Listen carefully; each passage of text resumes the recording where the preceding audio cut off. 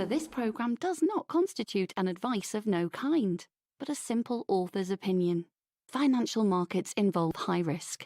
Consult your financial advisor before you invest.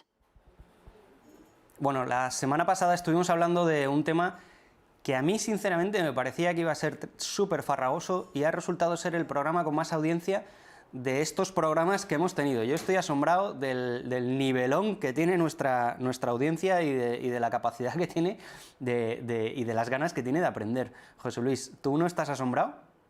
Bueno, yo fundamentalmente estoy muy contento, ¿no? Y la verdad es que ha sido para mí una gran recompensa, porque yo estaba muy preocupado y de hecho recordarás que lo hablamos por la mañana y cuando preparamos el programa y te dije, uy, a mí esto me parece muy duro, mucha fuerza y tal. Y sin embargo, con las personas, la reacción de las personas ha sido espectacular. Va, yo estoy contentísimo. Hay que seguir así y subir el nivel.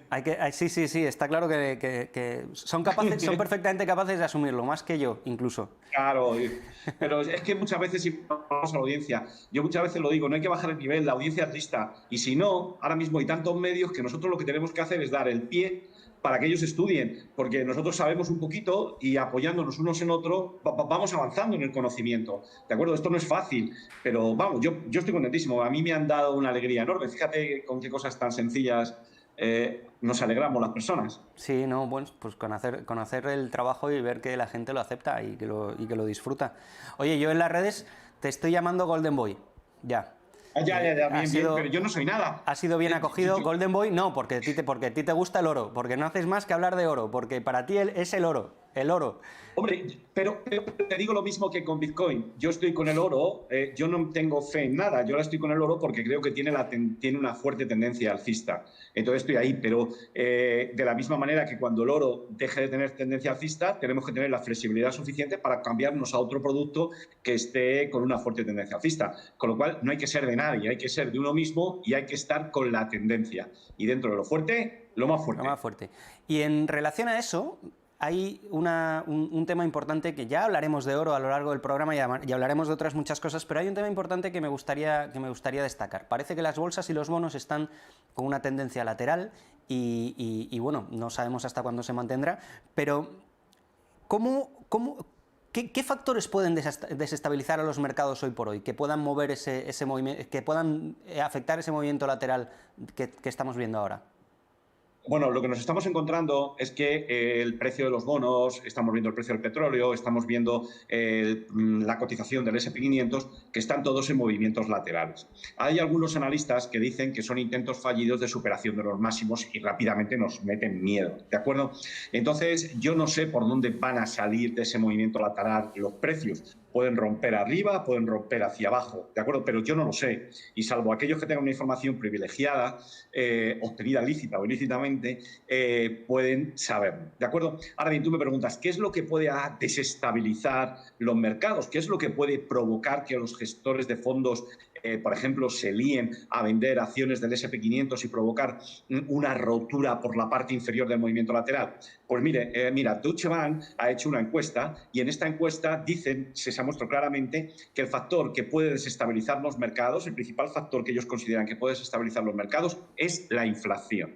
Fíjate qué curioso que nosotros el programa anterior lo dedicamos a la inflación y hablamos de la inflación porque también me preocupa a mí y no hay que ser muy listo para darse cuenta de ellos. Si bien, como sabes bien, yo creo que estas presiones son temporales. Si te parece bien, voy a poner en la pantalla el resultado de la encuesta de Deutsche Bank para que todos lo podamos ver y observar lo que realmente piensan los gestores. Como pueden ver ustedes, el riesgo más alto, donde lo que más les preocupa es que la inflación sea más alta de la esperada.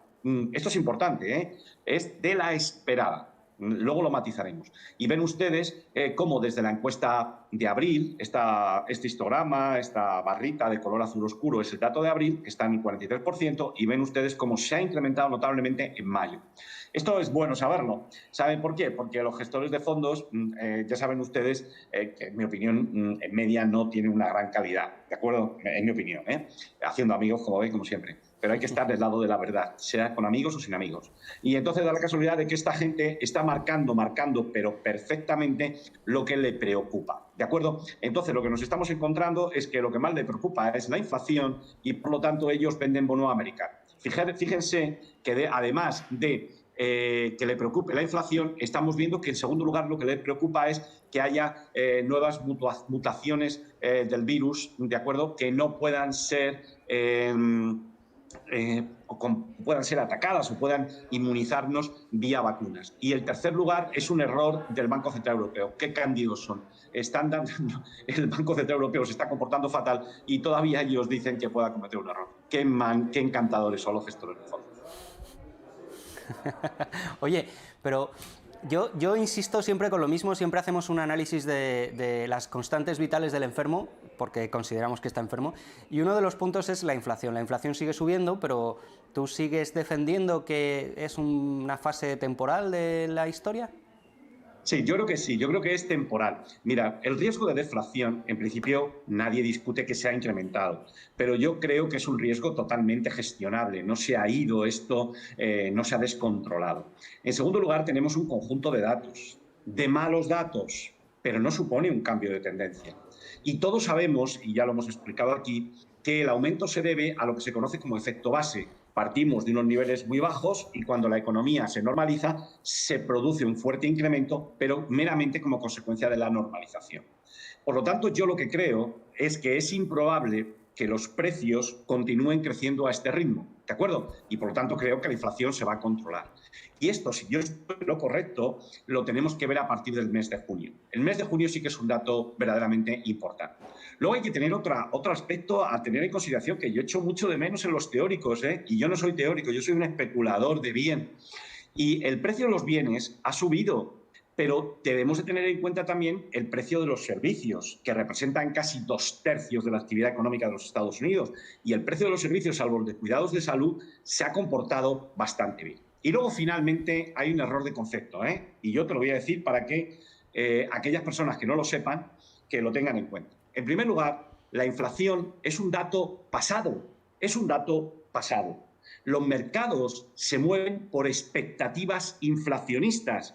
A mí el dato del mes de mayo no me importa, lo digo honestamente. A mí lo que me importa son las expectativas que están descontando en los mercados de futuros sobre tipos de interés los que participan en los mercados. ¿De acuerdo? Entonces voy a enseñarles estas gráficas para que ustedes puedan ver y veamos los datos de cómo ha ido el IPC en los Estados Unidos y pueden ver ustedes que sí, que ha sido un mal dato, pero mal dato, estoy de acuerdo. Pero si lo pongo en perspectiva, ustedes pueden ver aquí que, y esto es una información del Banco de la Reserva Federal de San Luis, ven ustedes que la inflación en los Estados Unidos ha estado en tendencia bajista desde los años 80. ¿De acuerdo? Desde los años 80. Es cierto, ahora se ha producido un incremento, pero yo creo que se ha producido este incremento simplemente debido al efecto base. Luego, el bono americano a 10 años, como puedes ver, ni se ha movido. Tú aquí, Marcial, no puedes notar en el gráfico el dato de inflación. Subió y volvió a caer. Y el dato de paro bajó la rentabilidad, lo pararon en 1,5 y siguen en 1,8. Como puedes ver, el tipo de interés del bono americano a 10 años está en un movimiento lateral. Yo no digo que la tendencia no sea alcista, yo soy de los que piensa que va a subir y que a poco va a llegar a la zona del 2% y la rentabilidad del bono europeo, del Bund alemán, yo soy de los que piensa que va a llegar al 0%, porque creo que va a haber una fuerte recuperación económica. Pero sin embargo, mira, la recuperación económica la sabemos todos, la inflación la sabemos todos y sin embargo el bono americano no está descontrolado, no ha salido de su banda de fluctuación. Es cierto que no pierde el 1,5, pero tampoco ha superado el 1,8. Oye, y en este crecimiento, en este tiempo de bonanza que se avecina y demás, ¿el crecimiento de los salarios no puede afectar a ese crecimiento de la inflación? Bueno, vamos a ver. Yo lo que creo es que el crecimiento de los salarios, ahora mismo el desempleo es tan elevado, ¿de acuerdo? Y el subempleo es elevado, que yo creo que no debemos preocuparnos por el aumento de los salarios. Vamos a dejar que la situación se vaya normalizando. Ya estás viendo que los subsidios y las primas ya van a desaparecer prácticamente en 2 o 3 meses, van a desaparecer. Yo lo que creo es que debemos fijarnos en las expectativas inflacionistas, como he dicho anteriormente. Miren ustedes, de hecho, esta diapositiva para que ustedes lo tengan en cuenta y se lo tatúen. Las expectativas de inflación ahora mismo están dentro de rangos aceptables. Por eso el bono americano no se mueve. No cuenta la inflación, recuérdenlo. Cuando vean ustedes el periódico de Economía que pone delante el dato de inflación, no miren esa página. Tienen que ir a ver cómo están las expectativas inflacionistas. Este es un error que cometen los medios de comunicación de forma recurrente. ¿De acuerdo? Pero bueno, yo no he ido a Harvard, entiéndeme, yo he ido al CUNEF y es que me lo han enseñado en el CUNEF y no he ido a Harvard ni a la London Business School.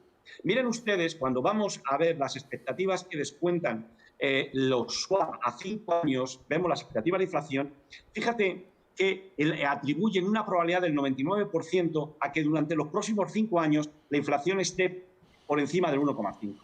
Atribuyen una probabilidad del 97%, del 97% a que la inflación esté por encima del 1,5. Y atribuyen una probabilidad del 91% a que la inflación esté por encima del 2.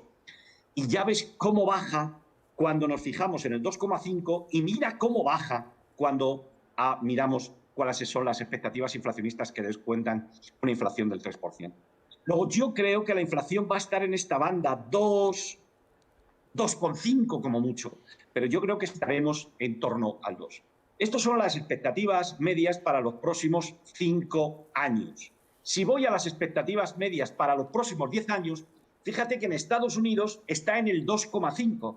Prácticamente no está superando el 3 y estamos en el peor momento, estamos en el peor momento. Y para Europa y España la sitúan en el 1,5.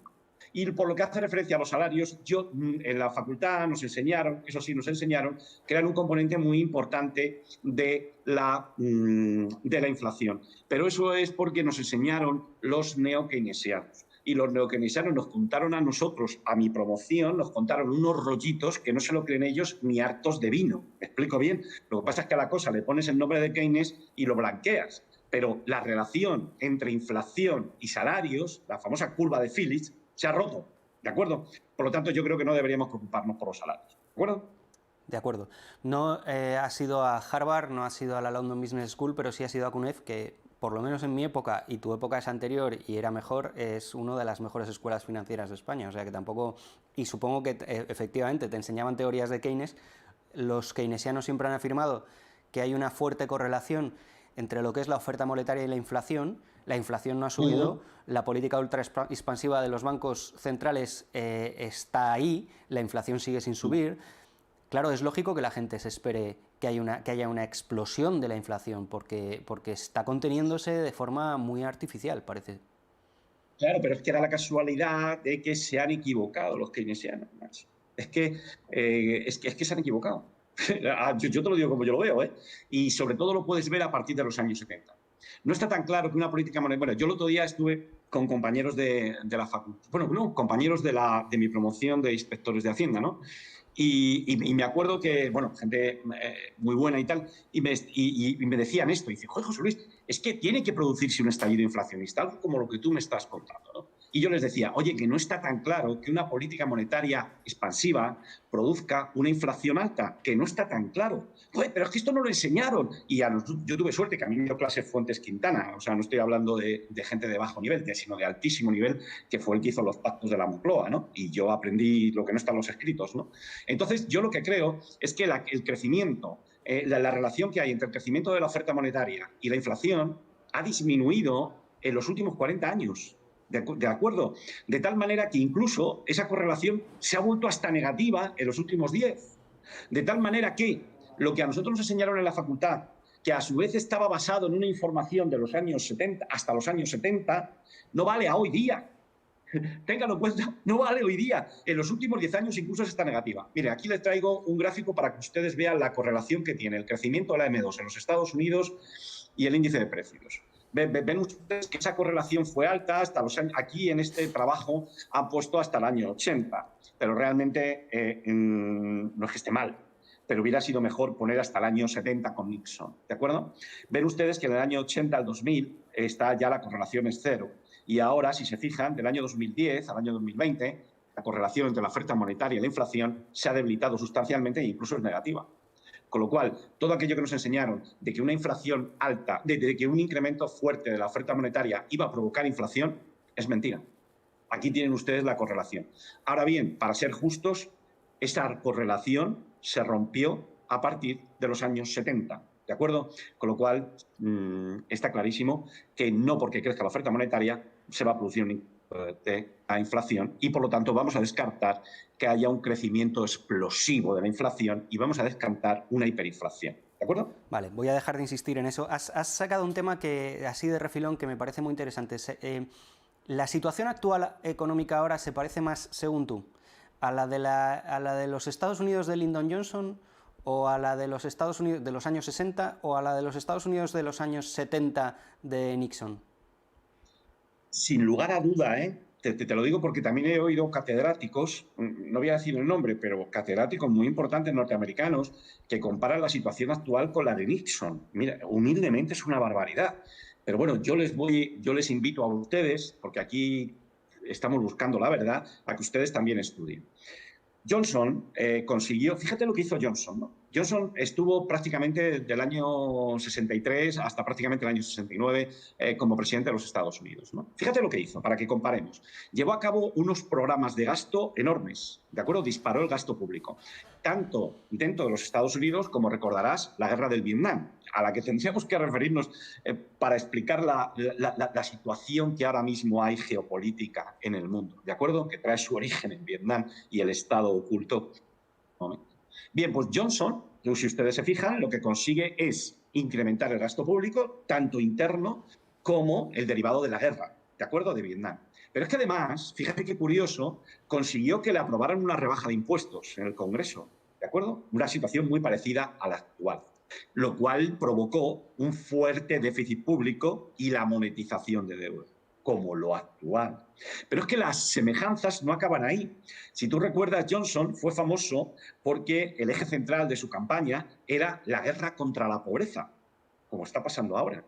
Y el hombre lo que hizo fue llevar a cabo, bueno, creó una oficina de oportunidades económicas en las que se formó a mucha gente para hacerla empleable, también desarrolló agencias de vivienda, de salud y de educación. Tiene similitud esta guerra contra la pobreza con lo que estamos viendo ahora.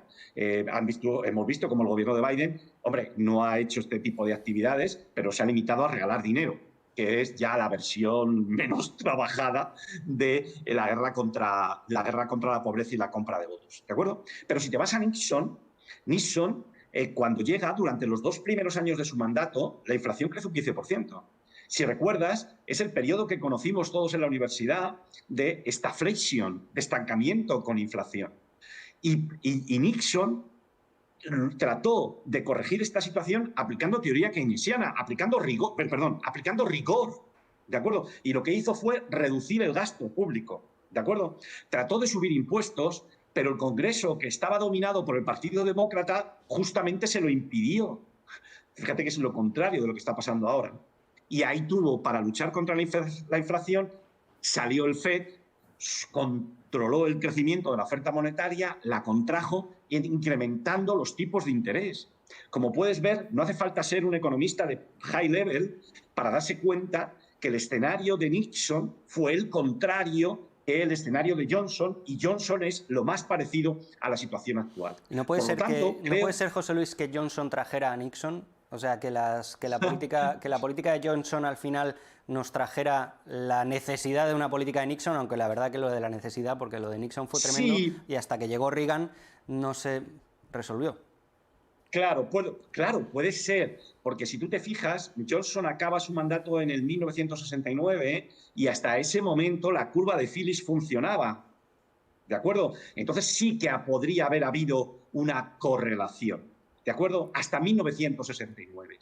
Pero luego ya a partir de 1970 esa correlación se pierde, abandonamos patrón oro, hacemos todas las salvajadas. ¿De acuerdo?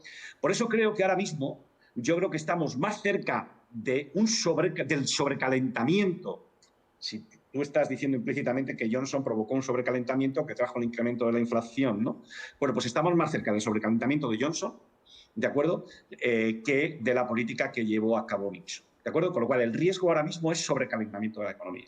¿De acuerdo? Entendido. Entonces, si no funciona Keynes y no funciona Phillips, para explicar la curva de la inflación, ¿qué es lo que funciona? Efectivamente, la curva de Phillips no sirve para explicar el comportamiento de la inflación, ¿de acuerdo? Tiren los libros, ya no vale, ¿de acuerdo? Yo lo que hago, tampoco la inflación se explica por el movimiento de los salarios. Entonces, yo lo que hago es una cosa muy burda, y ya lo hemos dicho aquí alguna vez. Yo saco correlaciones permanentemente. Ahora, además, como hay posibilidad de hacer correlaciones con la gran cantidad de plataformas, con Python, con lo que sea, vas sacando correlaciones permanentemente.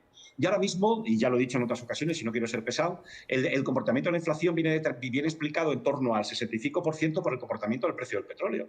¿De acuerdo? Por lo tanto, lo tenemos muy fácil. Somos analistas técnicos, podemos estudiar el comportamiento del precio del petróleo y a la vez que estudiamos el comportamiento del precio del petróleo, podemos deducir el comportamiento futuro de la inflación. Si ustedes quieren, pueden también obtener los gráficos de los bonos, el gráfico de la cotización de los bonos indexados a la inflación, es decir, esos bonos que su rentabilidad viene determinada en parte por la inflación, mnemónico TLT. Pero yo no se lo aconsejo que lo hagan. ¿Saben por qué? Porque ese precio puede estar manipulado por el Banco de la Reserva Federal. Hombre, ya sé que el precio del petróleo también puede estar manipulado, pero vamos, me fío más del comportamiento del precio del petróleo que del TLT porque lo puede manipular fácilmente Powell. Si le parece bien, vamos a echar un vistazo al gráfico del precio del petróleo y nos sirve para ver cómo están las presiones inflacionistas y, sobre todo, lo que más nos debe interesar, las expectativas de inflación.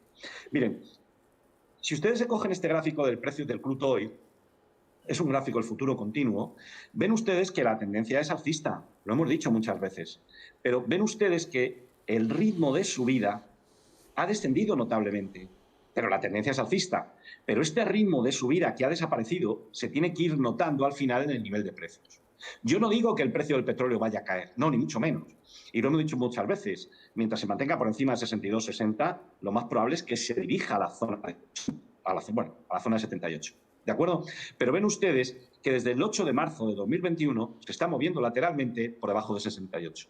Fíjense usted que todos los mercados se están moviendo lateralmente, S&P 500, bonos, petróleo, ¿de acuerdo? El único que está despertando es el oro, ¿de acuerdo? Por lo tanto, contestando a tu pregunta, vigilamos el precio del petróleo y vigilando el precio del petróleo explicamos en un 65% el comportamiento de la inflación.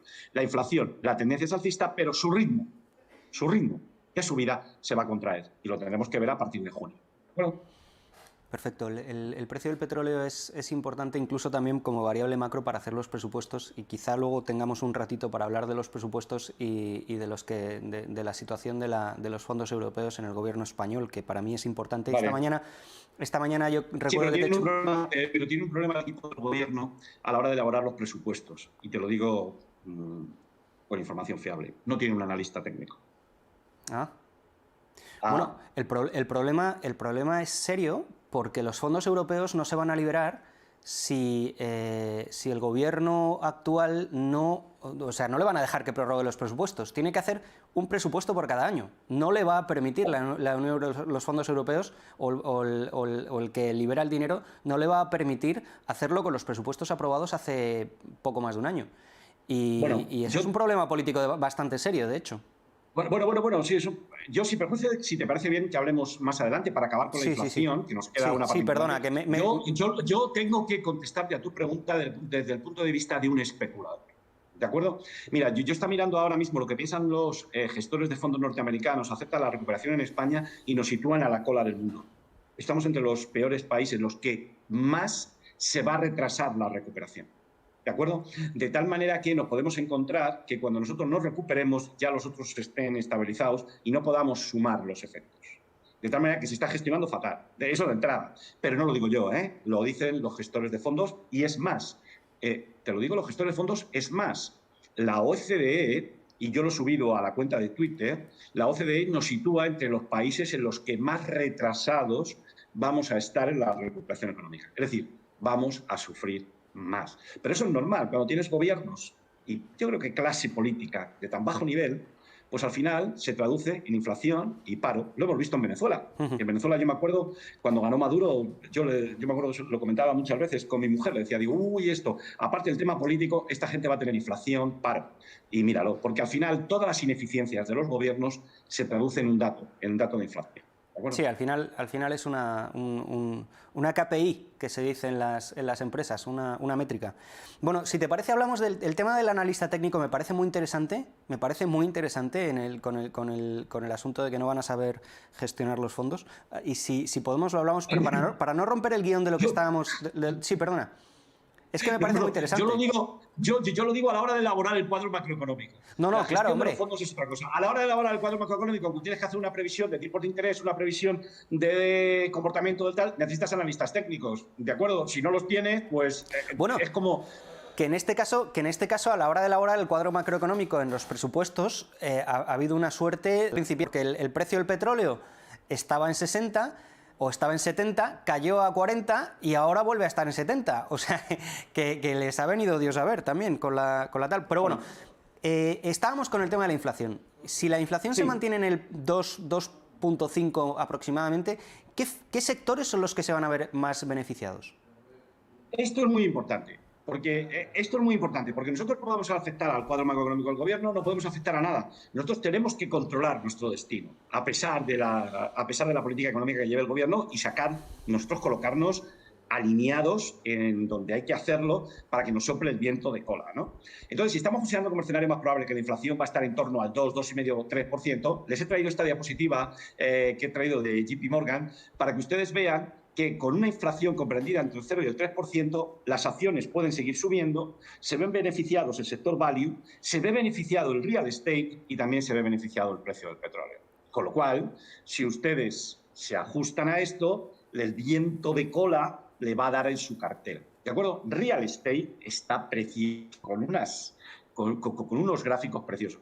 Ahora bien, si usted me dice, ¿qué es el real estate? Son como las OCIMs. ¿De acuerdo? Entonces yo particularmente lo que creo que el escenario más adecuado es comprar real estate, por ejemplo, de Boston, de empresas de apartamentos en Boston o de apartamentos en Brooklyn, Manhattan, distribuirlo adecuadamente también por el resto del mundo. No compraría Europa de momento, porque el sector está un poco deteriorado todavía en Europa, porque vamos todavía muy retrasados, pero el value en Estados Unidos, perdón, el real estate en Estados Unidos está funcionando bien. Y luego el petróleo, como va a tener tendencia alcista, aunque no esperamos que suba a este ritmo tan fuerte, pues vamos a considerar como escenario más probable que también se vea beneficiado. Con lo cual, aquí tienen los sectores y así tienen que elaborar su cartera.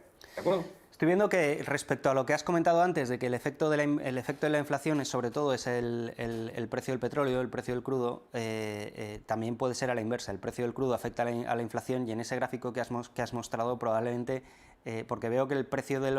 Vamos a volver a verlo un segundo. Veo que el precio del petróleo cuando sube del 3% está elevadísimo y el efecto... No, el anterior creo que es... A ver, uno un poco más... Ahí ese. Cuando sube del 3%, del 3 al 6%, el precio del petróleo está altísimo, ¿no? Y el mercado, claro. y el mercado está altísimo. Y no puede ser al revés, no puede ser que porque el mercado está altísimo, porque el precio del petróleo está altísimo, la inflación es súper alta. Bueno, te voy a contestar, como tengo confianza contigo, te voy a contestar. ¿Y a mí qué me importa? Bueno, también es verdad. Pero ¿qué es antes, el Yo huevo o la gallina? Yo soy un especulador de bien. Los porqués cuando ya haya acabado la tendencia. ¿Me explico bien? Ahora yo lo que te digo, que si la inflación va del 3 al 6%, tú automáticamente tu cartera la tienes que reordenar. Y tienes que irte al sector de la energía y a los metales. Lo más lógico cabe pensar que si la inflación se va del 3 o 6% es porque el precio del petróleo esté subiendo. Luego la causalidad debe ser precio del petróleo al alza, inflación al alza, para contestar a tu pregunta. Pero una cosa te digo, nosotros somos especuladores de bien. Los porqués para los periódicos. ¿Queda clara la idea? Yo no vivo de porqués. Yo vivo de comprar a un precio barato o a un precio determinado y vender a un precio superior. O vender a un precio superior y recomprar a un precio barato. Los porqués para la charla de café. Los especuladores de bien a especular. Lo digo porque este es un principio básico. Cuando das clase de bolsa a las personas, nada más que hacen preguntarte por qué y por qué. Si dices, si los porqués a los catedráticos. Nosotros somos especuladores. Ha quedado claro. Exceso de dinero que tienen los bancos. La semana pasada estuvimos hablando de los repos inversos y de las enormes cantidades invertidas en repos inversos. ¿Cómo ha producido el gobierno de los Estados Unidos ese exceso de dinero en los bancos? Esto es súper importante, es lo que está pasando ahora en la economía. Entonces, de verdad, yo hay veces que alucino con los medios de comunicación, no se pueden imaginar, ¿eh? Es decir, todo el mundo está hablando del tapering o reducción del volumen de compras de bonos por parte del Banco de la Reserva Federal, pero no se están dando cuenta que hay un tapering implícito. Entonces todo el mundo se está preguntando qué consecuencias puede tener para la bolsa, incluso algunos dicen que las bolsas van a caer y yo, de verdad, se me ponen los ojos como platos. Si les parece bien, vamos a verlo en detalle, poquito a poco, aprovechando la pregunta que tú me has hecho, Marcial. Aquí tenemos un régimen de gobierno del mundo que está formado por un matrimonio muy especial. Una es Janet Yellen, ¿de acuerdo? Que anteriormente fue presidenta del Banco del Sistema de la Reserva Federal y ahora es secretaria del Tesoro de los Estados Unidos, como ministra. Y Powell, que es el gobernador del Banco de la Reserva Federal. Esta gente ha formado un equipo la independencia del Banco Central con respecto del gobierno ha desaparecido. ¿Saben por qué? Por culpa y han utilizado la crisis del COVID para incumplir el mandato de la independencia del Banco Central. ¿Por qué? Porque han recurrido al concepto de guerra de pobreza que hablábamos del presidente Johnson. ¿Qué hace Powell? Bueno, pues Powell coge y le dice a Janet Yellen, no te preocupes, amiga mía, que yo voy a imprimir dinero del aire. Y con ese dinero que imprimo del aire, te lo voy a prestar a ti, ¿de acuerdo? Mediante la compra de deuda pública norteamericana. Luego ya el dinero emitido del aire pasa a manos del gobierno de Estados Unidos. Y luego este gobierno de Estados Unidos hace dos cosas. Con ese dinero del aire, lo que hace, ese dinero del aire, ese dinero artificial, el mismo Estado compra bienes y servicios reales. ¿De acuerdo? Y otra parte de ese dinero lo regala entre los ciudadanos. ¿Y qué es lo que sucede? En el primer caso, cuando el gobierno de Estados Unidos compra bienes y servicios reales, paga a los vendedores de esos servicios de bienes, a los vendedores de esos bienes y servicios reales. Y les ingresa el dinero en las cuentas bancarias de los vendedores mediante una transferencia bancaria. El dinero que le regala a los ciudadanos, pues va directamente a sus cuentas bancarias. Y si gastan una parte, va a los vendedores de bienes y servicios reales y finalmente, como les tiene que pagar por las ventas que hacen, va a las cuentas de los vendedores que los vendedores de servicios y bienes reales tienen en la banca. ¿Qué ha pasado? Eso a tantas transferencias que han sido enormes, lo que han provocado es que se haya producido una avalancha de liquidez. Y los bancos tienen tanta liquidez que no saben qué hacer con ella, ¿de acuerdo? Entonces, así es como se ha generado esta avalancha de liquidez, ¿de acuerdo? ¿Qué hacen los bancos con eso? No me vale Bueno, ese comentario de los bancos no saben qué hacer con ello, porque obviamente no, algo harán con ese dinero, con ese exceso de dinero. bueno, sí, sí, efectivamente. Pues todos los bancos están hasta las cejas de dinero, ¿de acuerdo? Hasta las cejas de dinero. Y cuando a un banco le sobra el dinero, es decir, la diferencia entre activos y pasivos, y una vez que ha quitado el coeficiente de caja, pues ese dinero va al interbancario y se lo prestan unos a otros, pero no se fían. Entonces lo que hacen es que se lo prestan, pero a cambio de que en garantía del dinero que se prestan entre ellos les entreguen deuda pública o títulos emitidos por el Tesoro de los Estados Unidos o pagarés. Pero como no hay pagarés y no hay títulos porque hay un comprador de títulos de 120.000 millones al mes, todos los títulos los tiene nuestro amigo Powell. Entonces te encuentras con que los bancos con todo ese dinero, con esa enorme liquidez, con ese tsunami de liquidez, se lo entregan a Powell. Y Powell, a su vez, en garantía de ese dinero, les entrega títulos de deuda pública con un pacto de recompra temporal. ¿De acuerdo? De tal manera que cuando vence la operación, Powell les devuelve el dinero y los bancos le devuelven a Powell el título. Esto lo explicamos ayer. Ya. Luego, el tsunami de liquidez de los bancos, tenemos que tener en cuenta que al final va a parar al Banco de la Reserva Federal. ¿De acuerdo?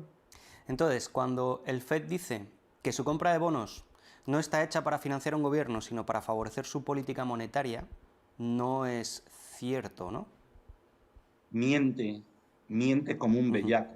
Y tiene que mentir, porque de otra manera le denunciarían. Porque lo que tú no puedes hacer, un banco central no puede monetizar masivamente la deuda emitida por un gobierno.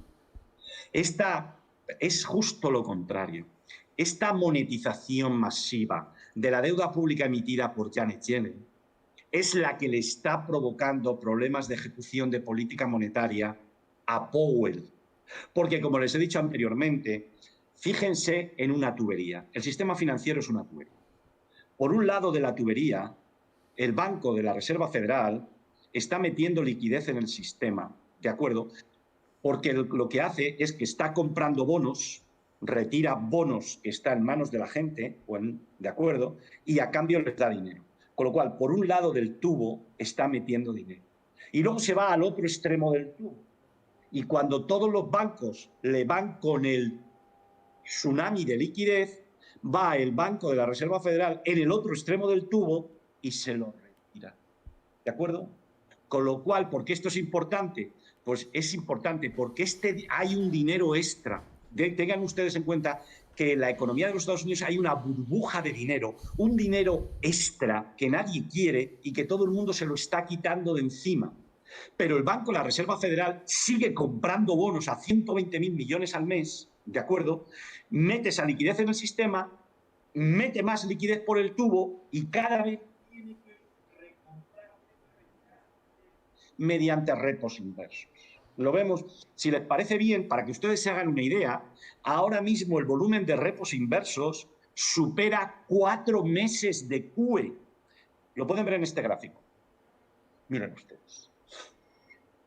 Esto fue el 27 de mayo de 2021. Esta fue la liquidez que retiró del sistema. Casi 500.000 millones.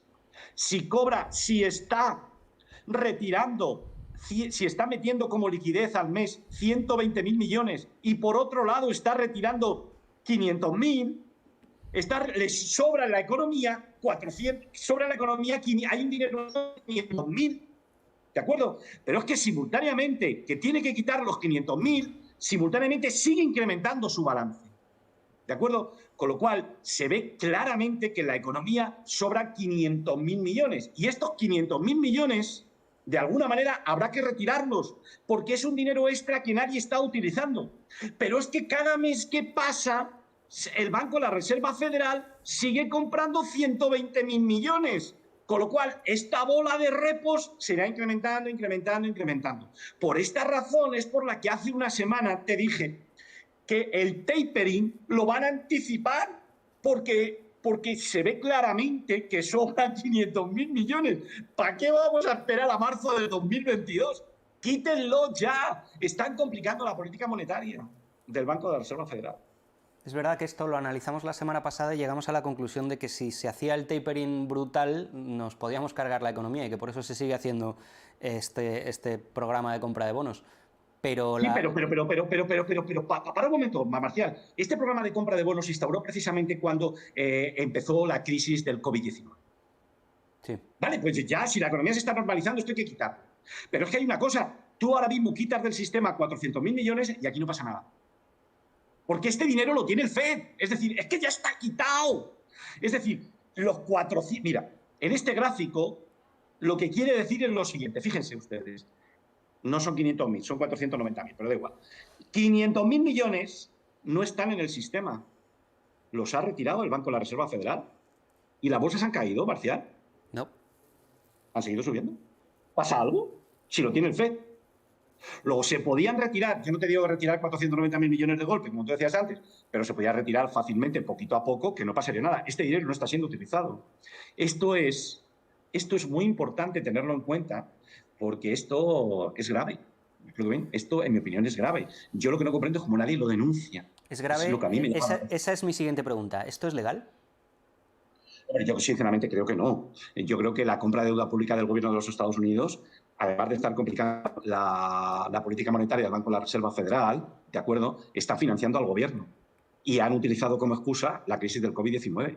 Es decir, el COVID-19 está sirviendo como excusa para que Biden monetice para que Biden emita toda la deuda pública que él quiera y que el Banco de la Reserva Federal esté calladito y monetizándole todo lo que él quiere, ¿de acuerdo? Yo creo que es una práctica que es ilegal. La labor de los bancos centrales no es monetizar la deuda pública. Y si tú recuerdas, ha habido gente en Alemania que, como saben que el Banco Central Europeo está monetizando la deuda de los estados, les ha denunciado. Lo que pasa es que los tribunales, por lo que sea, no están entrando en el fondo del asunto. O sea, me estás diciendo que la Reserva Federal está con esta política de expansión monetaria para financiar el gobierno de los Estados Unidos, utilizando la excusa del COVID. Me estás sugiriendo, y si no te lo pregunto ya directamente ahora, que el Banco Central Europeo está haciendo lo mismo para financiar los gobiernos en Europa con la excusa del COVID, que esto es ilegal, que alguien debería hacer algo. Obviamente los gobiernos... en Alemania ya lo han denunciado. En Alemania ya lo han denunciado. Obviamente los gobiernos no lo van a hacer porque están utilizando, porque son los que se están financiando. Obviamente, de hecho, pocos cambios de gobierno ha habido desde el año pasado, según recuerdo. La oposición está calladita. Exacto, Porque y la oposición está callada. O sea, callada, con la por eso. excusa del COVID, el Banco Central Europeo está financiando a los gobiernos están callados, es una práctica ilegal y la oposición está callada. ¿Por qué? Una Esa es mi cosa, para pregunta. que vean que no es ¿Por personal, qué? para que vean que no es una opinión, yo les invito, y si quieren lo traigo el próximo día, que ustedes y miren en Internet Targetos. ¿De acuerdo? Verán ustedes cómo los saldos que tiene la deuda del Banco de España con... Es que esto es muy fácil, para que ustedes lo vean. Si es que es de primero de especulación, Miren, si ustedes entran en Target 2, verán la deuda que tiene el Banco de España con el Banco Central Europeo. ¿De acuerdo? Lo verán, es muy fácil. Y verán también la que tiene Italia. Verán que es una deuda desbocada. Esa deuda la tiene el Banco de España.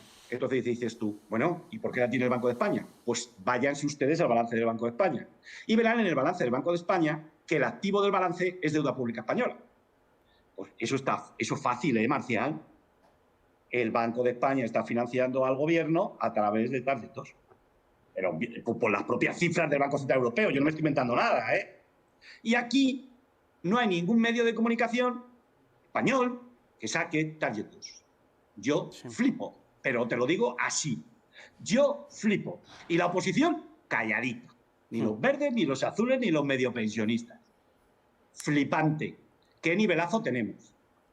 Ya, pero ¿a quién? Bueno, es una práctica ilegal, es una práctica que va contra... Pero realmente, ¿a quién beneficiaría o a quién perjudica que se esté haciendo eso? Perdona la pregunta tan cruda. No, yo lo tengo claro. Mira, nosotros vivimos en un Estado de Derecho y en el Estado de Derecho yo quiero instituciones fuertes y cumplir la ley. Y el primero que tiene que cumplir la ley son los poderosos. Y el más poderoso del mundo es el Banco Central Europeo. Y perjudica cuando se establecieron las normas de los bancos centrales, se estableció por una razón muy sencilla. Para que los ciudadanos, para proteger a los ciudadanos. Los más perjudicados son los ciudadanos. Vale. Es probable entonces... no vamos a suponer nada porque ya me has dado varias collejas a lo largo de todo el año tal. Pero yo ya con no mucho voy a cariño suponer, y sin ánimo de ofender. no voy a suponer, ya sé que es sin ánimo de ofender, pero me las llevo y además las acepto y ves que aprendo. Pero entonces, yo no voy a suponer bondad por parte de la Reserva Federal, pero es de suponer que que abandonen su política de compra de bonos en algún momento, en un breve plazo de tiempo. Hombre, yo creo que sí, porque ya es vergonzoso. Piensa que las cifras estas están desbocadas, ya lo ve todo el mundo, y es que en un momento determinado alguien lo va a denunciar, porque esto es muy grave. ¿Me explico bien? Entonces yo lo que creo es que todo el mercado o los grandes participantes en el mercado consideran que va a reducir su volumen de compras en marzo de 2022. Hombre, yo me imagino que tratarán de retrasarlo lo máximo posible para ayudar a Biden. ¿Sabes lo que te digo? Entonces, en este sentido hay que ver, habrá una discusión en julio, que tú sabes que se reúnen los banqueros centrales a Jackson Hole, ¿de acuerdo? Al agujero de Jackson. Entonces, ahí lo van a discutir y debemos de estar atentos a las discusiones en torno a este tema que se haga en Jackson Hole. Jackson Hole, además, lo tenemos dentro de un mes, prácticamente en julio. Por lo tanto, se van a ir a descansar y tal, y entonces ya a pescar. Y entonces, bueno, pues ahí en Jackson Hole lo hablarán y ahí es en el momento que nosotros, a partir de la información que tengamos de Jackson Hole, trataremos de obtener una fecha más probable. Pero bueno, nosotros estuviéramos en Jackson Hole, Marcial, tú y yo, estoy seguro que cogeríamos de las orejas a nuestro amigo Powell y le diríamos que queremos un banquero central serio porque nuestra economía depende de ellos. De hecho, además, no sería previsible una fuerte caída de las bolsas por lo que hemos visto antes, ¿no? No. O sea que no pasaría nada. No pasaría nada. Vale. Y por lo tanto, el SP500 podría seguir dentro de esa tendencia alcista que tiene.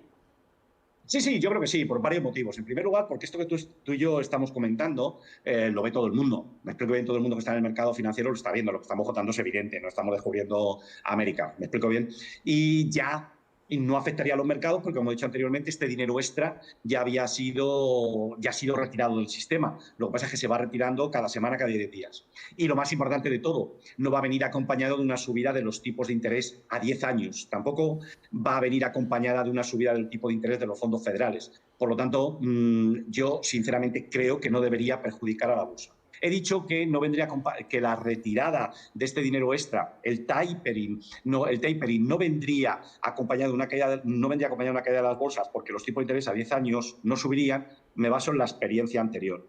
Mirad, la última vez cuando el tapering del Q3 si ustedes se fijan, pueden ver que tras concluir el tapering, los tipos de interés a 10 años cayeron.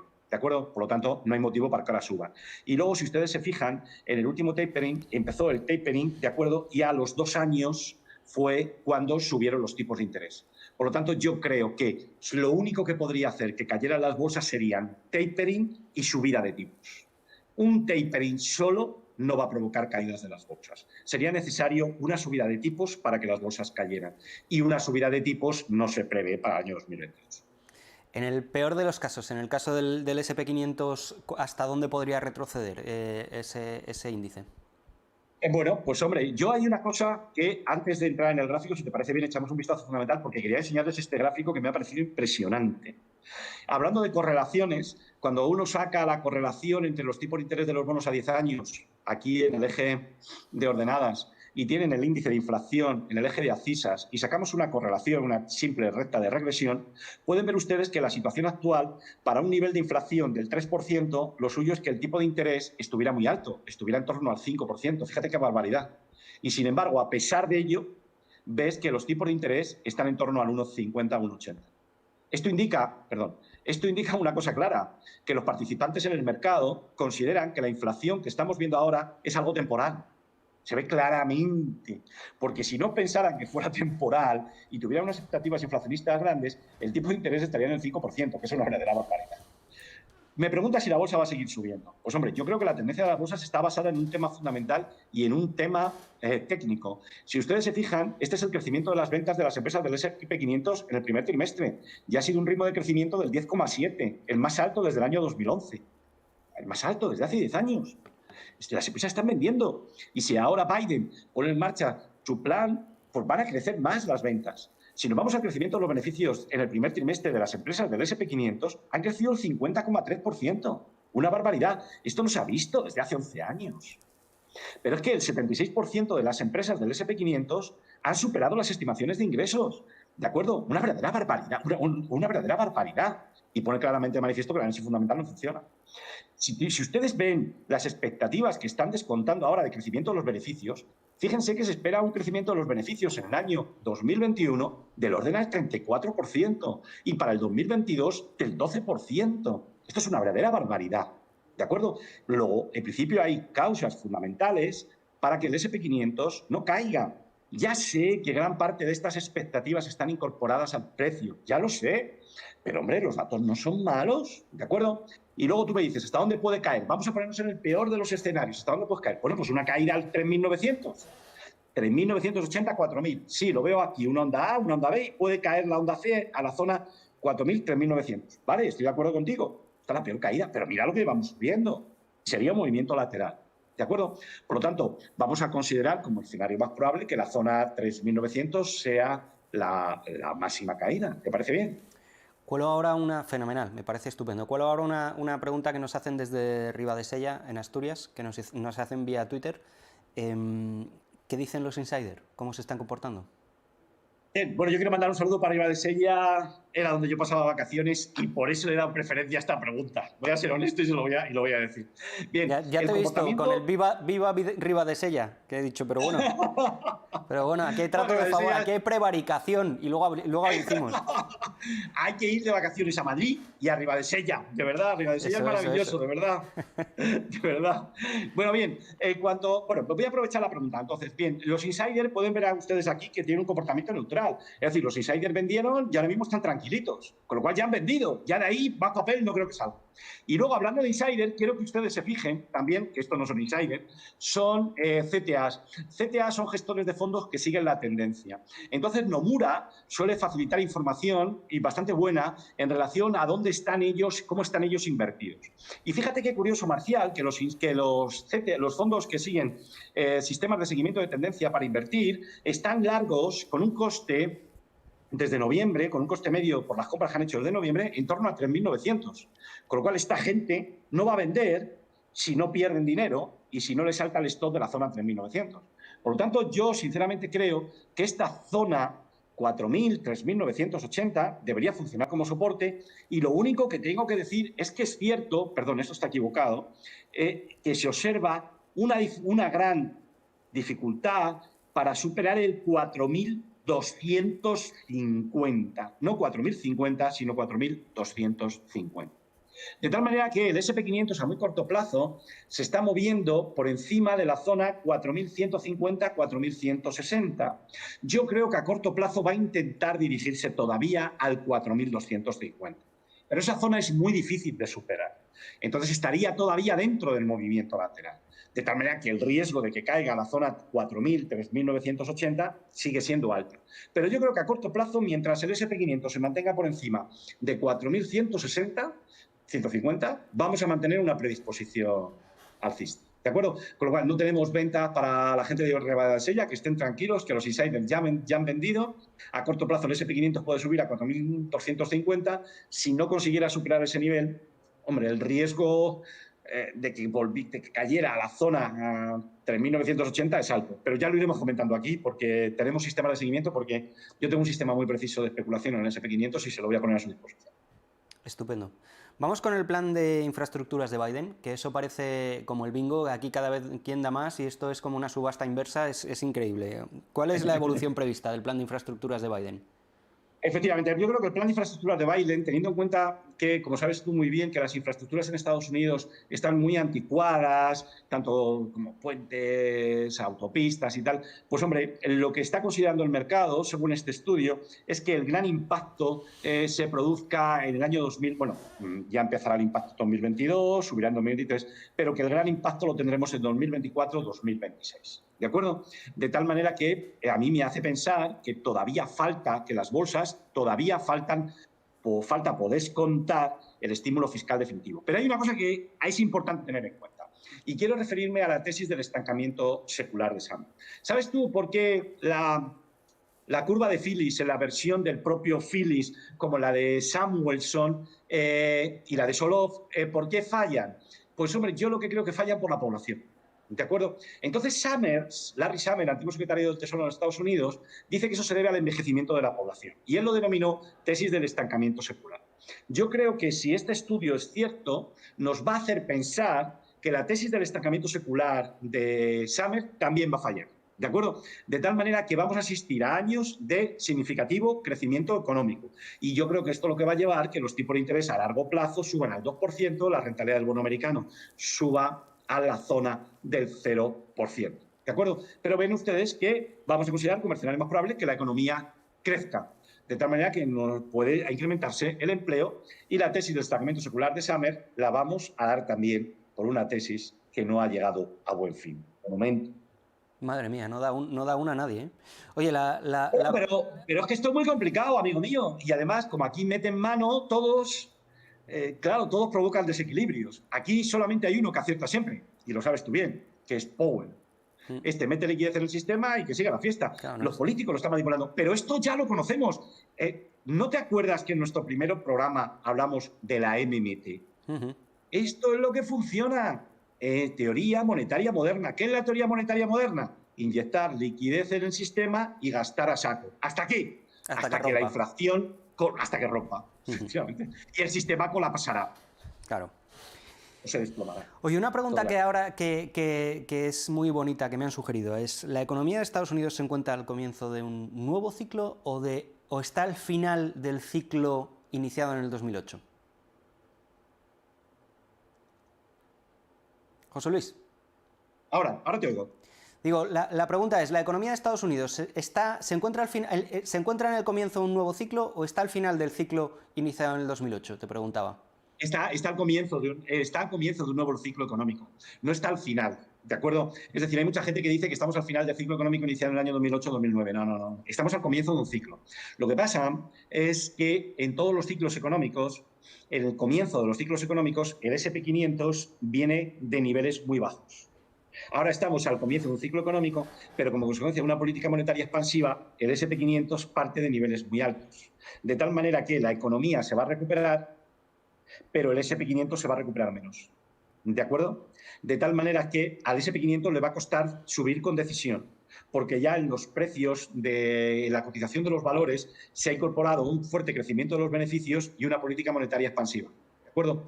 Además, los tecnológicos ya han vivido la mejor de sus tiempos y entonces van a favorecer, no van a liderar el movimiento del SP500. ¿de acuerdo? Entonces, yo, para demostrarlo, como todo tratamos de demostrarlo, te voy a enseñar un índice que estaba deseando que lo sacáramos por televisión. Es el índice de indicadores económicos adelantados. Mire, a la hora de estudiar economía hay que distinguir entre indicadores retrasados e indicadores adelantados. El empleo es un indicador retrasado. Por favor, no saquen nunca conclusiones, a diferencia de cómo lo hacen los medios de comunicación, de los datos de empleo. El empleo es un indicador retrasado, no es un indicador adelantado. La inflación es un indicador retrasado. Las expectativas inflacionistas son indicadores adelantados, ¿de acuerdo? Bueno, pues hay un índice que que engloba a varios indicadores adelantados. Un día ya les explicaré lo que integran estos índices y ya les enseñaré cómo lo manipula el Banco de la Reserva Federal, porque en nuestro programa se llama el juego de la manipulación, porque todo lo que ven ustedes es susceptible de ser manipulado, o podemos decir que está manipulado siempre. Pero bien, vamos a ver el leading indicator. Miren, ven ustedes aquí, este es el índice, es la línea azul en la que tienen que fijarse, es el leading indicator elaborado por el Conference Board de los Estados Unidos y ven ustedes que subió en abril. Este índice lo que nos está diciendo es que la economía se está recuperando y que la recuperación va a continuar. Ven ustedes cómo se inició el ciclo tras el COVID-19 y ven ustedes por la razón por la que digo que se está iniciando un nuevo ciclo. El único problema es que los valores están ya muy altos. Luego también, fíjese, este es el detalle muy concreto que este lo ha publicado el Financial Times, tengo que citar la fuente porque la diapositiva no lo pone, y ven ustedes, en este indicador de Financial Times nos dicen el porcentaje de ahorro, la proporción de ahorro respecto de los ingresos que obtienen los ciudadanos. Ven ustedes que en Irlanda los irlandeses están forrados, tienen una gran cantidad de ahorro. Los estonios tienen un ahorro increíble. Esta gente tiene que gastar. Hay que hacer campañas de publicidad ahí para que vengan a España de vacaciones. ¿Me explico bien? Luego ven ustedes que en Canadá también ahorran mucho. Lo que pasa es que el gobierno está dedicado a otras cosas, pero yo haría campañas de publicidad en Estonia y en Irlanda, ¿de acuerdo? Y luego ven los españoles, hemos ahorrado mucho también, ¿de acuerdo? Los polacos también han ahorrado mucho. Pues si ves que tenemos un ciclo económico en el que el leading indicator nos está anticipando que la recuperación económica va a continuar y encima hay un ahorro contenido, pues vamos a considerar como escenario más probable que la economía se expanda y no me digas que estamos al final de un ciclo. Este comportamiento no es más propio de un ciclo. Lo que pasa es que nos lo cubre, nos lo tapa, nos confunde el hecho de que el S&P 500 esté a precio, esté caro. ¿De acuerdo? Oye, para la semana que viene, yo te voy a plantear un reto, y lo hago aquí en directo, que es que analicemos por qué no o por qué sí la situación que vamos a vivir va a ser parecida o no a los felices años 20 del siglo pasado. Quiero decir, Sí. salían de una pandemia, salían de una guerra mundial, nosotros salimos de una pandemia y salimos de una crisis, empieza a haber días de vino y rosas, gente con capacidad de ahorro que ha ahorrado y que ahora va a poder gastar, viene una década feliz, viene una década de expansión en todos los sentidos. ¿Qué tenemos que hacer y qué deberíamos hacer para que no tengamos la crisis del 29? O sea, a mí... Vamos a ver. Porque luego los años 30 fueron horribles. Quiero decir que si establecemos esos paralelismos, y ya se están haciendo esos paralelismos porque estamos aproximadamente más o menos en la misma situación, ¿qué deberíamos hacer? A mí es un juego que me gustaría que hiciéramos. Bueno, me lo pones fácil, pero te voy a decir por qué. Yo el paralelismo no lo pondría con los años 20, sino que volvería a decirte la pregunta que tú me has hecho. La gran correlación está con los años 60. Con los 60. Sí, pero después de los 60... Pero después de los Vino 60 inflación. no hubo una Segunda Guerra Mundial, ni hubo el auge de las dictaduras, ni hubo absolutamente nada de eso, que eran consecuencia de todo lo anterior, ¿no? Sí, pero es que sí, claro, pero es que yo lo que creo es que ahora se están produciendo, bueno, siempre en cada etapa no son idénticamente iguales, aunque tienen las mismas tendencias, ¿no? Yo lo que creo, y ya lo hemos explicado aquí con la MMT, es que el sistema va a colapsar, pero no hace falta ser muy listo, ¿no? Aquí el problema es que nos vamos a enfrentar a un nuevo orden monetario. Eso ya lo hemos dicho. Tenemos la MMT. La gente, ya pusimos el ejemplo de Turquía. Es decir, la gente que nos sigue está muy informada. Cojan el ejemplo de Turquía. ¿En qué están invertidos los turcos? Pues lo sabéis perfectamente. Están metidos en criptomonedas, en stablecoin y además están metidos en oro. Lo estamos viendo, ¿de acuerdo? De tal manera que esto al final lo que va a hacer la gente es aprovechar estos años felices, que no van a ser una década, sino que será bastante menos. Pero bueno, vamos a considerar como escenario más probable que en los próximos 4 o 5 años esto todavía tire. Pero la gente tiene que tener los ojos muy claros, o sea, tiene que tener la mente muy abierta, porque nos enfrentamos a un escenario donde va a desaparecer el papel fiat, el papel moneda emitido por los bancos centrales. La gente no lo va a querer. Entonces la gente va a ir al stablecoin. Por eso también hemos explicado por qué los bancos centrales están haciendo un ataque coordinado contra las criptomonedas, ¿de acuerdo? Hoy me parece también que ha salido otro banquero también central metiéndose contra las criptomonedas. Se ve que les han dado el manual, ¿no? Entonces, aquí Por donde cierto, está la fiesta... Por cierto, ¿has escuchado la noticia del... ¿Cómo se llama el analista que advirtió de la crisis de las crisis de la subprime? no sé, sí. ¿Qué ha dicho? Pues ha dicho que Tesla es un valor que se va a pegar un tortazo, y efectivamente se lo está pegando, y que sin embargo él sigue apostando por las criptomonedas. Sí, bueno, está claro. Bueno, que Tesla se caiga, ya lo sabemos, lo hemos comentado aquí el gráfico, con lo cual no nos ha pillado, con lo cual estamos tranquilos. Sí. Yo sigo apostando no por las criptomonedas, yo sigo apostando por las estables. Por las estables, sí. Pero van a ser objeto de un ataque feroz. Bueno, ya lo están siendo. Sí, bueno, pero oye, parece que aguantan. Oye, desde un punto de vista puramente fundamental, ¿están más baratos los valores americanos o los valores europeos? Están más baratos los valores europeos, las bolsas europeas, ¿de acuerdo? Están más baratos. Pero eso no significa que haya que comprar. Yo oigo a algunos gestores de fondos que dicen, que Europa está más barato, pero vamos a comprar. Pues no. Vamos a comprar aquello que esté en tendencia alcista. Sí. Fuerte, ¿de acuerdo? A mí no me va, la bolsa europea lleva estando muy barata con respecto a Estados Unidos hace mucho tiempo, y sin embargo no sube, y sube Estados Unidos, ¿de acuerdo? De tal manera que, ojito, no nos vamos a tirar a la piscina. Luego, además, hay una razón fundamental. Visteis el otro día, la semana pasada, me parece que Luis de Guindos, el vicepresidente del Banco Central Europeo, que también estudió en el CUNEF, ¿de acuerdo? Coincidió conmigo, pero él venía en cursos posteriores. Te digo que es una buena escuela.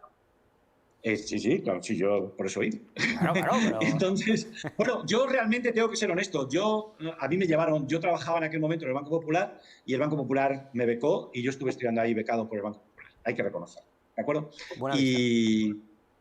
Eso es bueno. Segunda cuestión, bueno, pues Luis de Guindos esperó un fuerte aumento dice que debemos esperar un fuerte aumento de la actividad económica en el segundo semestre del año, y lleva razón. Ahora bien, a mí me encantó lo que dijo luego. Dijo que era preferible errar del lado de la prudencia a la hora de retirar los estímulos. ¿Esto qué significa? Más madera, más estímulo monetario, más gasto fiscal, más fondo de rescate. Con lo cual, van a sobre el riesgo, es lo que decíamos antes de los años 60, sobrecalentar la economía. Dijo que esperaban una inflación en la eurozona a finales de año del 2%. Y que para el próximo año descendería. Vale, esto es lógico, porque hay una razón muy sencilla. Europa va retrasada 2 trimestres con respecto a Estados Unidos. Si yo te estoy diciendo a ti que el máximo de la inflación lo tenemos en mayo-junio, pues si le añades 6 meses, el máximo de la inflación en Europa estará en diciembre. Y si luego ya en junio-julio ya empieza la inflación a normalizarse o a caer, pues ya en el año 2022, enero-febrero, lo empezaremos viendo en Europa. Vean ustedes este gráfico que también he sacado que lo he publicado Financial Times a partir de Amundi. Pueden ver ustedes que las bolsas europeas están más baratas, pero es que llevan estando más baratas desde el año 2008. ¿De acuerdo? Y no ha funcionado este criterio de invertir en base a lo barato que es un valor. El valor está barato, fenomenal, pero lo que queremos es que tome una tendencia alcista fuerte. Y ahora mismo la tendencia del MSCI US está más fuerte que la de Europa. Ahora bien, que no quiere decir que Europa no vaya a subir. ¿De acuerdo? Y luego, si nos fijamos en el gráfico de Dalsetra, que es uno de los que está más fuerte, ven ustedes que ha superado una resistencia del 2018, que ha funcionado en el 2020 y que en el 2021 lo ha superado. Tiene buen aspecto, lo más probable es que suba, pero fíjense ustedes que tiene una figura muy parecida al SP500. Ven ustedes un soporte en la zona 14.850, mientras se mantenga por encima de 14.850 no vamos a tener miedo. Pero ahora bien, si perdiera 14.850, la cosa se preocuparía y podríamos experimentar una caída. Y por lo que hace referencia al IBEX, ven ustedes que está rebotando, su tendencia es bajista de medio y largo plazo, está rebotando gracias a los bancos, y bueno, puede caer al 8.800 en el peor de los escenarios. Pero mientras se mantenga por encima de 8.800, pues seguimos manteniendo como objetivo más probable la zona de los 9.600, que ya hemos dicho en ocasiones anteriores. Perfecto. Sí, la zona de los 9.600 sí que es la segura. Vamos a hablar más probable que llegue. Sí, es más probable que llegue. Vamos a hablar de aquello que hemos echado el ancla antes al principio del programa. La administración española, ¿tú crees que está preparada para gestionar los fondos europeos? No, ni mucho menos. La administración española, es decir, entendiendo por administración española no los gobernantes, que esos evidentemente no están preparados, me refiero ya los de nivel 28 para abajo, yo ahora mismo creo que no van a ser capaces de gestionar el Fondo de Rescate Europeo, por una razón, porque no tienen medios y no tienen personal. Pero no solamente le pasa a la administración española, le pasará también a la administración italiana y le pasa también a la Unión Europea. La Unión Europea está contratando un montón de personas para controlar la utilización correcta de los fondos de rescate europeos. ¿De acuerdo? Ellos lo llaman de recuperación, pero son de rescate. ¿De acuerdo? Entonces, la Administración española no va a ser capaz de gestionar el Fondo de Rescate Europeo desde el punto de vista de que no tiene ni personal ni medios suficientes para hacerlo. Eso nos tiene que quedar claro. ¿Y cuál es la consecuencia inmediata? Pues, hombre, ustedes lo saben perfectamente. El fraude se va a disparar. Y esto preocupa a la Comisión. ¿De acuerdo? Y en Europa piensan esto. Y ya ha habido voces en Europa que están diciendo que están muy preocupadas porque se va a disparar el fraude. ¿De acuerdo? De tal manera que nos estamos encontrando en una situación en que se va a dar dinero a una gente que no es capaz de gestionarlo. Y probablemente van a hacer un uso, por muy buena voluntad que tengan, vamos a suponer que lo quieren hacer con buena voluntad, les va a salir mal. Pero claro, estamos hablando de la administración del Estado. ¿Cómo se va a canalizar esas ayudas? ¿Se canalizan? ¿Quién es el órgano decisor de dónde van esas ayudas? Hombre, ¿Quién es el que tiene que tener esos recursos y ese personal? Bueno, es que vamos a ver, en primer lugar, cuando hablamos de la administración española, no piensen ustedes que solamente es en la administración del Estado, también de la administración del gobierno, también hay que tener las comunidades autónomas. En las comunidades autónomas todavía peor. ¿De acuerdo? Hombre, yo lo que he visto, yo no soy especialista en esto, yo simplemente lo deduzco a partir del personal que tienen y de lo que gestiona. Si recuerdas, este problema ya lo hemos analizado en programas anteriores porque a mí me llamaba mucho la atención y calculamos el gasto y el personal que tenían y cómo lo gestionaban y si ahora un incremento de este nivel no podrían gestionarlo. ¿De acuerdo? ¿Cómo lo hacen? Hombre, yo sinceramente no sé la organización que van a hacer, vaya por delante, pero por lo que yo he visto van a crear un comité que estará formado, una comisión que estará formada por personas procedentes de distintos ámbitos, espero que haya empresarios, pero me da la sensación de que ahí meterán mucho político y valorarán los proyectos. Presidida por Iván Redondo, por cierto. Bueno, está claro, pues entonces yo ya no sigo hablando, Presidida por Iván Redondo, sí. Bueno, pues entonces ya no hablamos. Al final, ya está claro, ¿para qué voy a comentar yo lo que es obvio? Y sobre todo, sin sentido. Si esto no se convierte en algo profesional, yo no lo comento. Perfecto.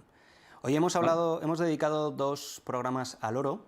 En el programa anterior estuvimos hablando de que la expectativa era de una tendencia alcista del oro, porque ya lo explicamos, hay oro papel para que los bancos pudieran cumplir los requisitos de Basilea III. Iban a tener que reducir su oferta de oro papel y por lo tanto el oro físico iba a subir y el oro me parece que ha alcanzado los 1900, ¿no? Sí, bueno, ha superado ya los 1900, hoy también está subiendo un poquito. Pero bueno, aquí traigo esta diapositiva que me la ha guardado de recuerdo. Nosotros, el 1 de febrero de 2021, empezamos tú y yo juntos, Marcial, un programa hablando del oro y la plata. Lo hicimos en febrero de 2021. ¿Qué tiempos aquellos? Cuando éramos jóvenes. Cuando éramos jóvenes. Eso coincidió con la tormenta, ¿cómo se llamaba la de la nieve esa? Filomena. Filomena, estábamos encerrados en casa con la Filomena. ¿Qué tiempos aquellos? Perdona. Preparándonos para comprar oro. Acaparando. Bueno, pues acaparando, preparados para acaparar oro. Bueno, pues ahí hicimos nuestro programa número 1 y les dijimos a ustedes, ojito, no compren todavía, lo más probable es que haga suelo, pero no compren todavía. Bueno, pues aquel consejo ya hemos visto que superó la zona del 1850, ahora ha superado la media de 200 sesiones.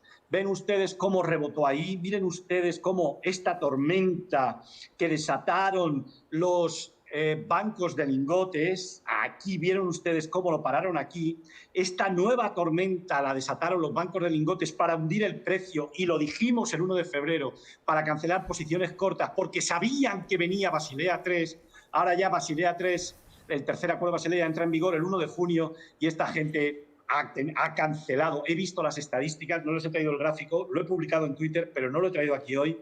He visto que han cancelado notables posiciones, un volumen notable de posiciones cortas, pero siguen teniendo. Y ahora ves que justamente han llevado el precio del oro a la zona de los... Hoy me parece que he estado en 1912, en la sesión asiática. Ven ustedes que en 1923 es una resistencia significativa porque supone un retroceso del 0,618 de toda la caída de julio al mes de abril, y si supera el 1923 ya tomaría el camino hacia los 2100. Por lo tanto, ven ustedes que el precio del oro ahora mismo, este rebote ha sido muy bueno, ha rebotado donde tenía que rebotar, tenemos una recta directriz alcista con 3 puntos de apoyo. Ahora mismo, después de esta fuerte subida que se ha debido a que los bancos de lingotes han cancelado posiciones cortas y van a reducir la oferta de oro papel, y por lo tanto el precio ha subido. Ahora se está moviendo, está todavía en tendencia alcista, y mientras se mantenga por encima de 1875, 1880, vamos a considerar el escenario más probable que siga subiendo. Y luego recordarás que hablamos de nuestro amigo Ray Dalio, nuestro gurú particular. Bueno, pues ha vuelto a hablar Ray Dalio y ha dicho que tenemos que tener en nuestra cartera entre el 5 y el 10% de nuestro patrimonio financiero. Tomen nota. Y luego el resto tienen que tener inversión en stablecoins, ¿de acuerdo? Pero bueno, con respecto al oro, ya lo ven ustedes, la buena pinta que tiene. La semana pasada vimos que, yo todavía me acuerdo de la cifra de China, 25.000 toneladas de oro tiene China. Aproximadamente. No, 25.000 toneladas de oro que tiene, que no están declaradas al Fondo Monetario Internacional. Exacto, exacto. Porque ya sabes que los partidos comunistas, si esto es como de acuerdo, tienen una cosa en común, la mentira. Que no dicen nada. Sí, sí, esto es como las armas nucleares, que también hay unas declaradas y hay otras que se le suponen. Y tendrían que declarar todas las armas nucleares, pero los únicos que declaran las armas nucleares pues son los mismos. Pero ¿cuáles son los países? Esos son los que tienen, pero ¿cuáles son los países que están comprando más oro? Pues mira, en el mes de abril, la última estadística que tengo que he sacado aquí de Goldchart, ven ustedes, fíjese qué curioso, es que es divertido. Cuando la vi me acordé de ti, Marcial. Mira, los austriacos están comprando oro en abril. Mira los chinos, cómo están comprando oro. Ves Alemania comprando oro. Y estamos hablando de países serios, Austria y Alemania, ¿de acuerdo? Pero ves tú en Hong Kong no me extraña de comprar. Pero mira, la India, con el COVID-19 a tope y los hospitales a reventar, los aviones con oro que tienen que aterrizar allí en Nueva Delhi, es que tienen que estar en el aeropuerto a reventar, ¿de acuerdo? Ojalá les llevaran material sanitario más que oro, pero parece ser que los aviones, en vez de llevar material sanitario, llevan oro. Sí, Y mira los italianos qué listos son. ¿Has visto cómo están comprando oro? ¿De acuerdo? Luego, bueno, pues los Estados Unidos compran un poco, pero no veo aquí que esté... ¿Dónde está España ahí? Que esté España. La cifra tiene que ser pequeña. La cifra tiene que ser pequeña. Sí, nada. Pero, o bien compramos en secreto y entonces no están recogidas en las cifras. No, espera, yo es que me parto de risa porque dice que Rusia no está comprando nada. Sí, pero estas son las estadísticas de oro que están comprando, ¿no? Entonces, aquí en Rusia dicen que están comprando un poco, probablemente también mentirán. Ya, claro. Y Turquía, mira, pero bueno, mira Turquía, que se supone que Turquía se está acaparando de... Pero es que Turquía ya compró. Ah, vale, esto ya es de... Vale. Y piensa que esto es del último mes. Vale. De acuerdo, es del último mes. Esto lo he traído simplemente para que ustedes se espabilen. No, ¿Me explico bien? que espabilen, ¿O no me explico bien? Que hablamos de metales preciosos, hablamos de oro y hablamos en aquel primer programa de plata también. Y recuerdo que... Pero si es que hablamos de monedas de plata, estuvimos enseñando a comprar monedas de plata, hablamos hasta del IVA, que luego tuve que contestar alguna pregunta. Sí, alguna pregunta de algún oyente que sabe que de algún... Claro, que dijo, no está matizado bien. Esto no y está tuve que volver a bien del matizarlo. todo. Pero avisamos de que las reservas de plata se estaban acabando. Y la Casa de la Moneda de Estados Unidos acaba de decir que se ha quedado sin reservas de plata para acuñar monedas. Para acuñar monedas de plata. ¿Cómo está la cosa de la plata? ¿Cómo está la evolución? Bueno. Esto es para escribir un libro, man. Podemos hacer una serie tú y yo en Netflix, ¿eh? Esto es más divertido que muchas series de Netflix. ¿Me explico bien? Hombre, si tú recuerdas, cuando hablamos en febrero, luego. esta situación ya se dio. Esta situación ya se dio y ya tenían problemas. Pero mira lo que dice, esto es una nota de la Casa de la Moneda de Estados Unidos. Mira, el mundo, ¿de acuerdo?, tiene pocas existencias de plata.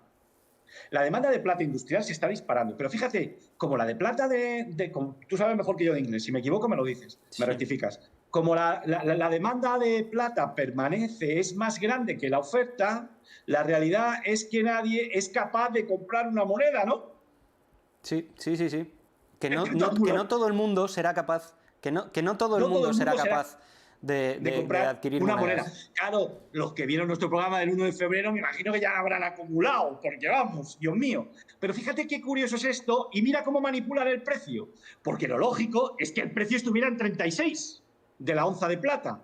Y sin embargo no lo está, porque lo están frenando, porque estos sinvergüenzas están acumulando.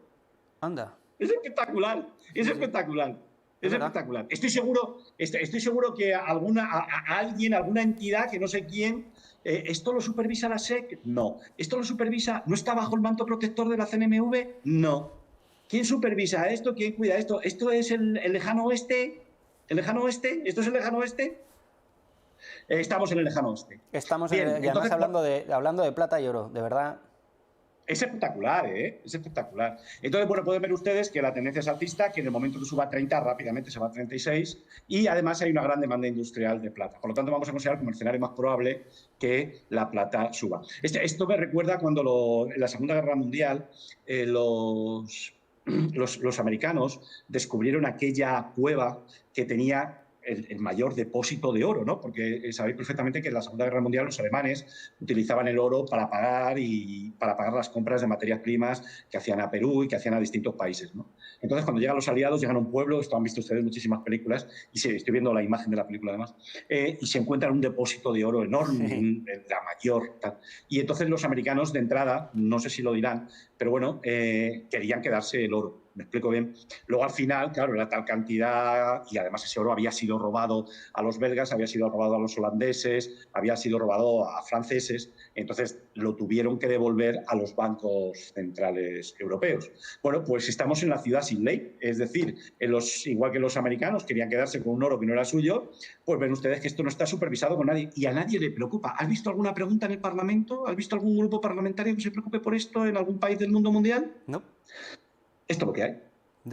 No lo he visto. Pero no te preocupes, que pagamos un montón de sueldos a la SEC, a la CNMV, para nada. Para estar bajo su manto protector. Ahora bien, en Europa van y te dicen que no puedes comprar un ETF americano porque no está traducido el folleto. Y así nos protegen. Chúpate los pies, Andrés. Esto es espectacular. Oye, yo flipo. El Bitcoin está en 37.000 ahora mismo. Hemos visto que ha alcanzado los niveles de sobreventa que no teníamos desde marzo del 2020. ¿Qué podemos esperar o qué podemos hacer? ¿Es el momento de comprar? ¿Es el momento de no vender? ¿Es el momento de vender? ¿Qué hacemos? Es el momento de no vender, ¿de acuerdo? Ahora bien, en primer lugar, ¿por qué digo que es en principio el momento de no vender para aquellos que no hayan vendido? Bien, pueden ver aquí la diapositiva. Lo están viendo, ¿no? Hay extremo miedo. Hay extremo miedo. Estamos viendo que ahora mismo el extremo miedo es 10, ayer 18, la semana pasada 14. Una lectura no normal es 50, ¿de acuerdo? Con lo cual ahora mismo hay miedo, la gente tiene miedo. Si cogemos el gráfico, ves que ha roto un soporte muy importante, que es la zona 43.000. ¿Lo ven ustedes? Lo ha roto. Y ahora se está moviendo lateralmente. Ya saben ustedes que dijimos que lo iban a frenar en 30, ¿de acuerdo? Y está funcionando el soporte. ¿De acuerdo? Porque ya explicamos que aquí esto es una zona de confluencia de niveles de Fibonacci, de Elliott, es una zona de confluencia, una zona de confluencia de niveles muy importantes. Ahora mismo lo que está haciendo es moverse lateralmente, con lo cual yo, sinceramente, si llegara a la zona de 43.000, si yo tuviera, yo vendería. ¿De acuerdo? Porque yo creo que esto está en un movimiento lateral y ahora mismo habría que vender. Habría que esperar. Si no has vendido, no vendamos ahora y cuando llegue a la resistencia de la zona 43-42 venderíamos. A corto plazo, ¿por qué hablo de que puede ir a 43? Mirad, yo lo que creo es que aquí ha desplegado una onda A, una onda B. Miren ustedes cómo se ha girado bruscamente en un gráfico de 4 horas. Y a mí me da la sensación que de forma lateral va a tratar de dirigirse a la zona 40. De tal manera que desde la zona 40 a la 42-43, esto es una zona de resistencia muy importante. Y aquí, en esta zona, habría que buscar la venta. Si tienen ustedes en cuenta el recorrido al alza que ha tenido aquí, pues cabe pensar que si añadimos ese tramo al mínimo que hemos visto el pasado viernes, pues yo creo que lo más probable es que esto intente dirigirse a esta zona de 40-42. ¿De acuerdo? Y yo en esa zona vendería. Si ustedes se cogen el Ethereum, está un poquito más fuerte. El Ethereum está un poquito más fuerte. Y yo creo que va a tratar de dirigirse a la zona 2.950-3.150. Pero si ustedes se fijan, esto es una onda A, una onda B, y si mi recuento es bueno, que yo no sé si será bueno, sería una onda C. Y a continuación debería volver a caer. Por lo tanto, yo, sinceramente, si no han vendido, no vendan y aprovechen la subida a la zona 2.950-3.150 para vender. ¿De acuerdo?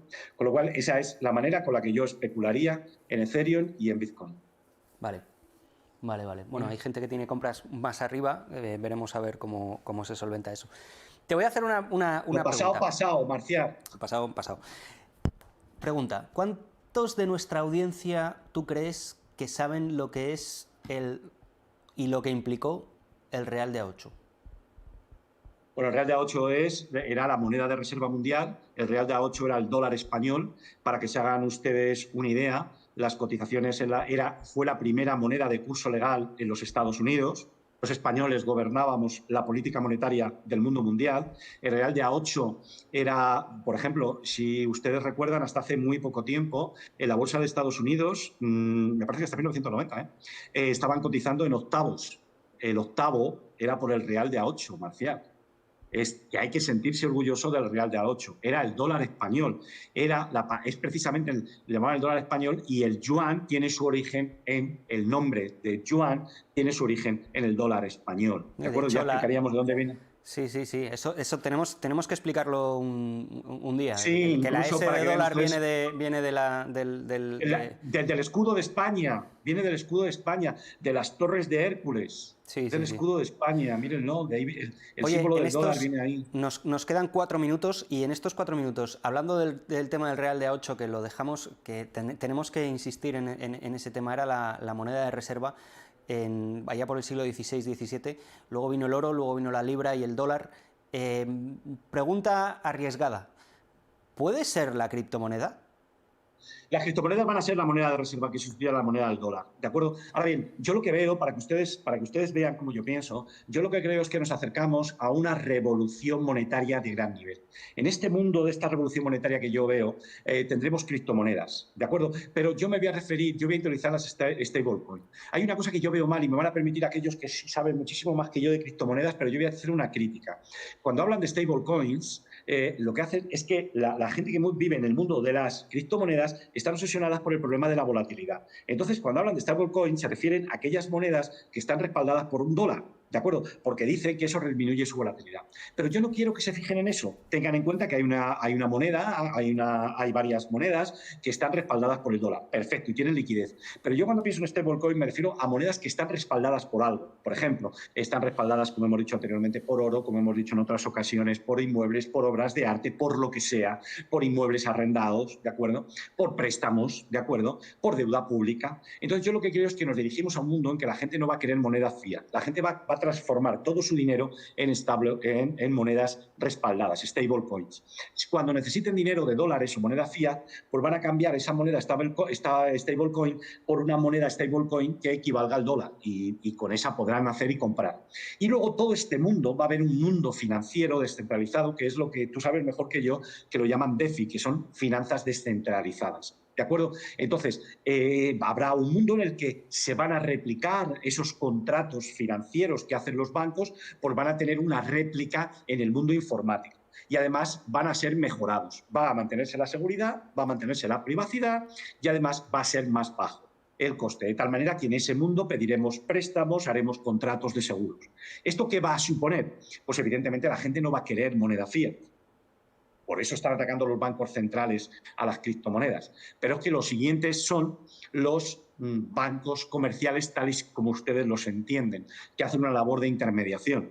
Bueno, pues a medida que las monedas, las stablecoins, se vayan popularizando, los bancos comerciales verán ustedes que se transforman y van convirtiéndose en zombies. Se van convirtiendo en muertos vivientes, hasta que finalmente acabemos con ellos. ¿De acuerdo? Este es el escenario que yo veo que es al que nos estamos dirigiendo.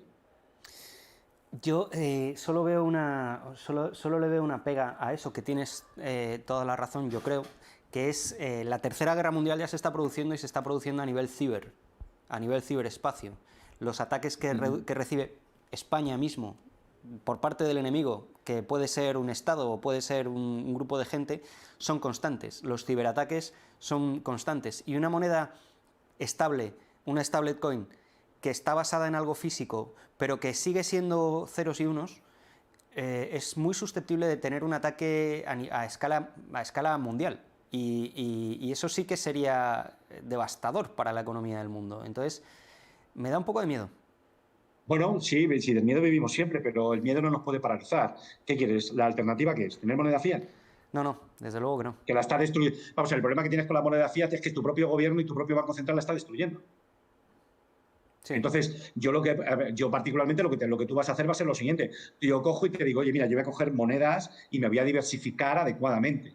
De tal manera, por ejemplo, tú puedes lanzar una moneda, la lanzo en Singapur y ataca a Singapur o atacas a otro. Piensa que es una estructura descentralizada. Esa es la ventaja que tiene que nos da que mantenga seguridad. Por eso son tan importantes. La estructura descentralizada es la ventaja que tiene frente a una estructura centralizada. Lo hemos visto con... Tú no estuviste en el programa del petróleo.